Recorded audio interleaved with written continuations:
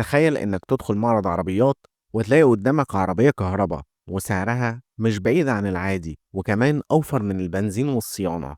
السؤال هنا، هل فعلا العربيات الكهربائية هتبقى بديل للبنزين قريب ولا لسه الطريق طويل؟ في الفيديو ده هنكشف 7 أسباب قوية جدا هتغير فكرتك عن العربيات الكهربائية ويمكن تخليك تفكر جديا تشتريها في المستقبل. العالم حوالينا بيتغير بسرعة رهيبة. التكنولوجيا مش بس غيرت طريقة تواصلنا أو شغلنا، دي كمان دخلت على حياتنا اليومية في كل التفاصيل، حتى في العربيات اللي بنسوقها.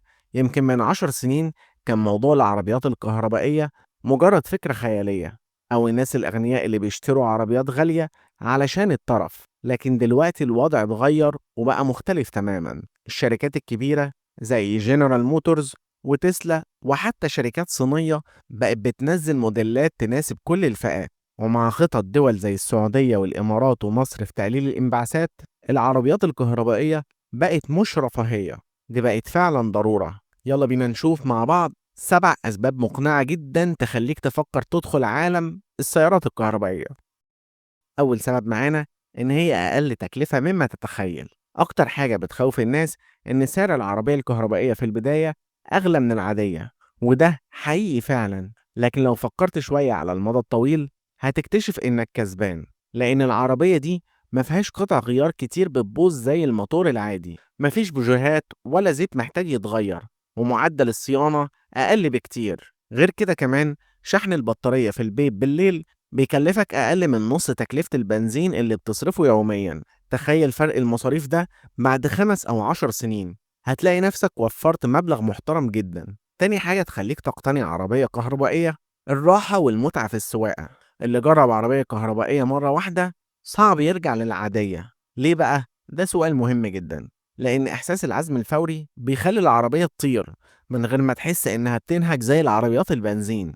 كمان مفيش دوشة موتور، فبتسوق وانت مرتاح جدا زي لما تبقى في الزحمة أو حتى في سفر طويل. والأجمل إن في موديلات كهرباء بتناسب كل أسلوب حياة. يعني لو بتحب السيدان في عربيات زي الشيفروليه إكيونكس، ولو بتحب القوة في وحش زي هامر اي في، أو لو حتى عايز الفخامة في كاديلاك. بمعنى أصح إن الكهرباء مش بتقيدك، بل بالعكس بتديك اختيارات أكتر. تالت سبب معانا إن العربيات أذكى بكتير من العربيات العادية. دلوقتي العربيات بقت كأنها كمبيوتر على عجلات، شاشات لمس ضخمة، أوامر صوتية تقدر تتحكم بيها في كل حاجة، تحديثات بتنزل أونلاين من غير ما تروح التوكيل.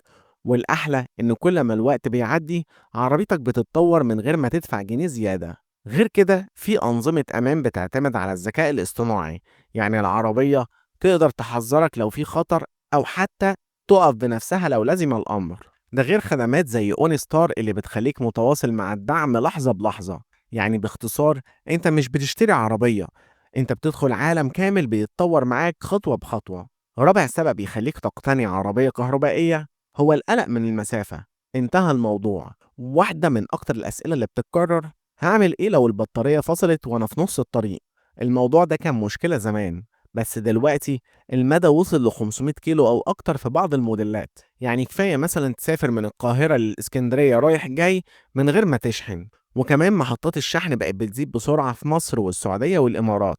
تخيل في السعودية بيخططوا يعملوا 30 ألف محطة شحن بحلول 2030. غير كده معظم الناس بيشحنوا عربياتهم في البيت بالليل زي ما بيشحنوا الموبايل بالظبط، يعني مفيش داعي للقلق. خامس سبب يخليك تشتري السيارة الكهربائية، عمرها أطول مما تفتكر. اللي بيفكر إن البطارية هتبوظ بسرعة لازم يعرف إن عمر بطارية العربية الكهربائية ممكن يوصل ل 15 أو حتى 20 سنة.